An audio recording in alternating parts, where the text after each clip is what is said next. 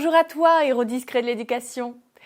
Je réfléchissais à un truc. Quand on est enfant, les adultes sont toujours présents pour nous guider. Mais qui nous montre la voie une fois adulte? Ce n'est pas parce qu'on grandit qu'on n'a plus d'interrogations, de doutes ou de besoin d'être écouté. Bien au contraire. Mais qui est assez fort pour endosser ce rôle de guide? Toi, bien sûr. Pourquoi adopter une posture de guide peut-il être bénéfique pour les équipes? Référent pédagogique, tu es déjà. Guide, tu deviendras. Je sais, tu te demandes, mais qu'est-ce qu'un guide? C'est un inspirateur, un conseiller. Quelqu'un qui utilise sa sagesse et son expertise pour favoriser le développement d'une autre personne. Dit comme ça peut paraître impressionnant. Pour toi, l'image du guide relève peut-être plus d'un vieux sage avec une longue barbe. Mais détrompe-toi, la barbe ne fait pas le guide.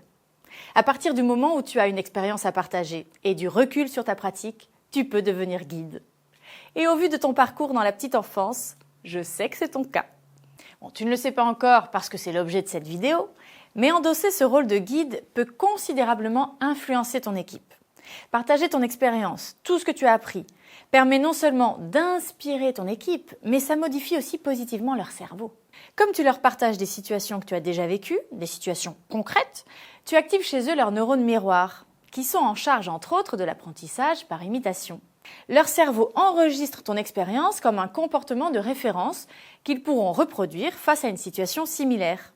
À travers ton exemple, ils gagnent en anticipation, donc en capacité d'action. Être un guide, c'est transmettre, mais aussi accompagner. Aider l'autre à réfléchir par soi-même, questionner sa propre pensée. C'est ce qu'on appelle les compétences métacognitives. Ah, je déteste ce mot métacognition. Il n'est pas fun, il sert juste à se la péter, quoi. Enfin, bref, l'idée n'est pas de dire à la personne en face « fais comme ci, fais comme ça ».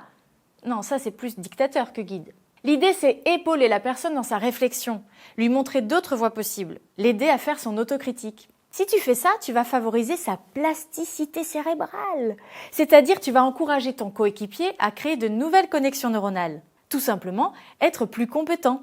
Tu l'auras compris, un guide, c'est une personne avec qui on apprend et on se développe, mais aussi une personne en qui on peut avoir confiance. C'est une notion clé.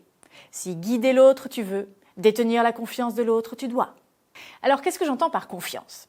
Il s'agit de créer une relation où chacun se sent libre de s'exprimer, qu'il s'agisse d'une idée ou de préoccupation, en sachant qu'on sera écouté, compris et épaulé, sans peur d'être jugé. Entretenir une telle relation avec tes équipes resserrera vos liens interpersonnels. Et forcément, ça aura un impact sur l'environnement, donc sur le bien-être des tout-petits. Un environnement plus sain pour des enfants plus épanouis. Tu te rends compte de tous les avantages à adopter la posture de guide? Tu aides ton équipe à monter en compétences, tu les rends plus enclins à l'action, tu les aides à mieux gérer les situations.